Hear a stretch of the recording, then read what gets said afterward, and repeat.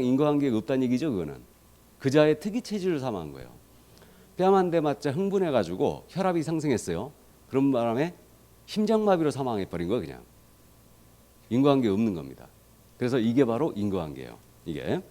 근데 살인의 고의를 가지고 복부를 가격했다. 그럼 죽음이라는 결과를 가져올 수도 있죠.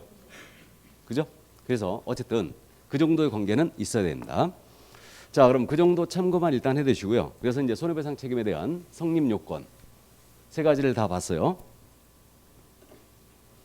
뭐 사무소 제공은 설명을 다 드렸고, 그럼 이제 손해배상 책임에 대한 효과거든요. 효과인데 우리 법은 30조 1항과 2항에서 계속 그 재산상 손해를 배상할 책임이 있다고 그랬어요.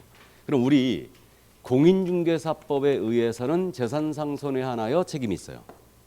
그러면 거래 당사자가 말해요. 개업공사의 중개로 말미암아 정신적 손해까지 입었답니다. 그럼 정신적 손해배상금, 이걸 실무에서는 뭐라 하냐면 위자료라고 부르죠. 정신적 손해배상금을 위자료라고 부르는 거예요. 그럼 정신적 손해배상금은 우리 법에 따른 책임이 없어요. 없습니다. 없는데 우리 중개 분야의 민법이 보충적으로 적용됩니다. 그죠? 그러면 당사자가 만약에 정신적 손해까지 입었다. 이 경우에는 민법에 따라 이 책임을 물을 수가 있어요. 민법에 따라서. 그럼 결론적으로 우리 법에 의해서는 재산상 손해배상 책임만 우리 개공이 지지만 민법에 따라서는 정신적 손해배상금도 책임을 져야 돼요. 그럼 개업공사는 당사자가 입은 전손해배상이네요. 전손해를 배상을 해줘야 돼요. 자, 이렇게 되고 이러한 손해배상 책임 요건에 대한 입증 책임은 누가 있느냐? 증명은 거래 당사자가 해줘야 돼요. 그래서 손해배상 책임을 묻는 당사자가 증명을 해줘야 되고요. 소멸시효라는 게 있거든요. 우리 민법에서 진도 소멸시효 나갔나요? 아직 안 나갔습니까? 민법 총칙을 안 하나요 지금? 지금 총칙하고 있죠? 좋습니다. 어쨌든 소멸시효라는 게 있는데 언제까지 청구를 해야 되느냐 이 문제죠. 이거는 그 손해 및 가해자를 안 날로부터는 3년 내 청구해야 되고, 그리고 중개인 시점부터는 10년 내 청구해야 된다. 이거는 민법 불법행위 소멸시효 규정을 일단 준용하여 해석하고 있어요. 자, 그래서 그 정도. 그래서 우리 법에 따라서는 재산상 손해 하나요 배상 책임이 있지만 민법에 따라서는 정신적 손해배상금도 배상 책임이 있기 때문에 당사자가 입은 전 손해를 배상해야 돼요. 이렇게 됩니다. 그럼 이러한 개업공사의 손해배상 책임을 보장하기 위해서 우리는 보증을 설정하도록 했어요. 그래서 손해배상 책임이 발생이 됐는데 개공이 돈 없다 오리발 확 내밀잖아요. 그럼 의뢰인이 피해를 입더라. 그렇기 때문에 보증을 설정하도록 한 겁니다. 그럼 보증 설정 제도로 넘어갑니다.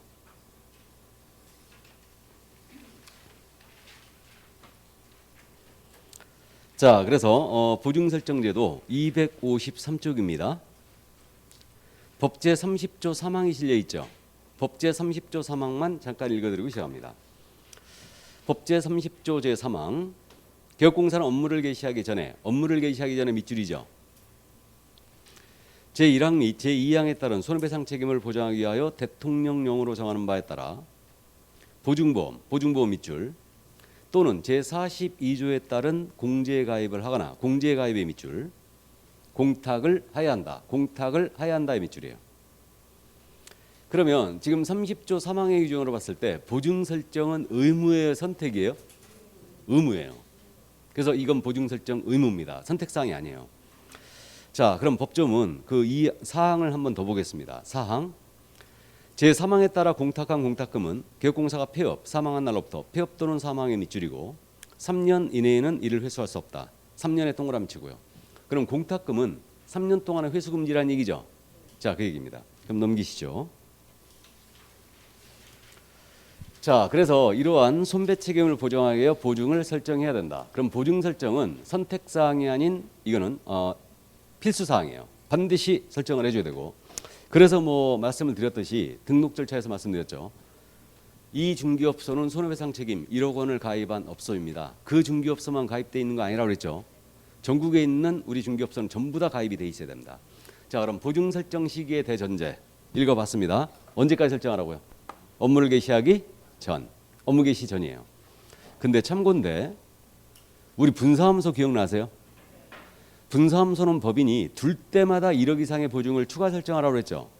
분사함소는 언제까지 설정해야 돼? 업무 개시 전이 아니고 설치 신고 전이에요. 분사함수는 설치 신고하기 전에 미리 설정하는 거예요. 근데 이제 일반적으로 우리는 보증 설정 시기는 업무 개시 전까지다. 이렇게 기억하시면 돼요. 그래서 업무 개시하기 전까지 미리 설정하는 겁니다. 그럼 설정의 방법도 정해져 있었죠. 지금 보증보험이 있는데 보증보험은 유일하게 서울보증보험밖에 없죠. 그러니까 서울보증보험에 가입을 하거나 공제에 가입을 한대요. 그럼 42조에 따른 공제에 가입이라고 했으니까 우리가 주변에서 농협, 수협, 우체국공제 인정이 되고 있는데 이거 인정한다 안 한다? 안 한다. 우리는 우리 법에서 얘기하는 공제라는 것은 무조건 협회에서 운영하는 공제만 해당 사항이 있습니다. 이것만. 자, 그래서 다른 공제는 인정하지 않아요. 그러니까 보증보험에 가입을 하거나 공제에 가입을 하면 돼요. 다음에 공탁의 방법이 있죠. 돈이 엄청 많으신 분은 법원에 가서 현실적으로 예치를 하면 되는 거죠. 그래서 뭐 현금뿐만 아니고 국채나 공채로 이제 예치할 수도 있는데 어쨌든 현실적으로 예탁을 하는 거다. 이게 바로 공탁이에요. 이게. 그러니까 세 가지 방법 중에 하나로 설정하는 게 인정이 되고 재정 보증인을 세우는 방법은 인정하지 않아요. 그래서 이렇게 설정을 하는 거예요. 자, 그러면 설정 금액이 얼마냐? 이 부분도 우리가 이미 하고 넘어왔는데 지금 우리 법인이 아닌 기업공사예요. 법인이 아닌 기업공사라 하면 이건 개인을 말하는 거죠. 개인인 기업공사는 얼마 이상? 1억 이상. 법인은 2배죠. 2억 원 이상이에요. 그래서 2억 원 이상을 설정해 줘야 되고 우리 분사함수 있지 않습니까? 분사함수는 둘 때마다 얼마씩 추가? 1억 이상 추가해요. 1억 이상 추가합니다. 분사함수는. 그럼 이게 그 얘기라고 그랬습니다. 만약에 법인의 주된 사무소 여기 있습니다. 그럼 주된 사무소는 기본 보증이 얼마큼 돼 있다?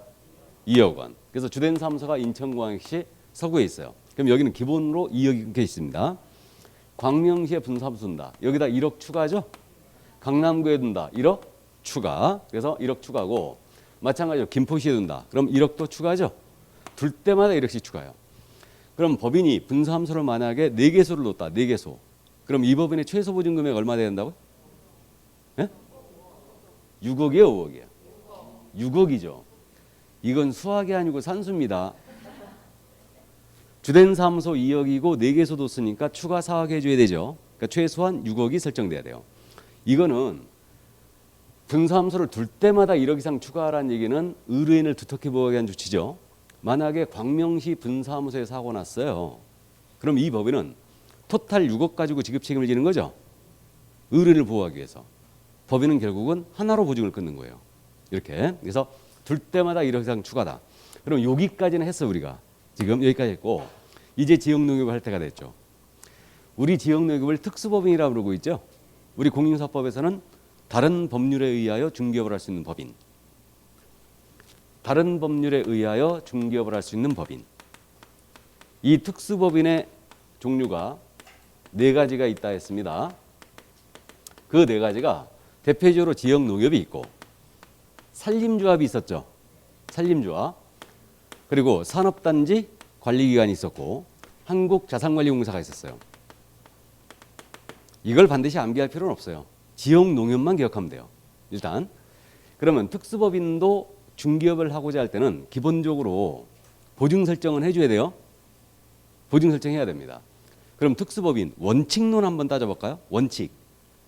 특수법인이 중개업을 하고자 할 때 원칙적으로 보증 설정 얼마 이상 해야 될 것 같아요?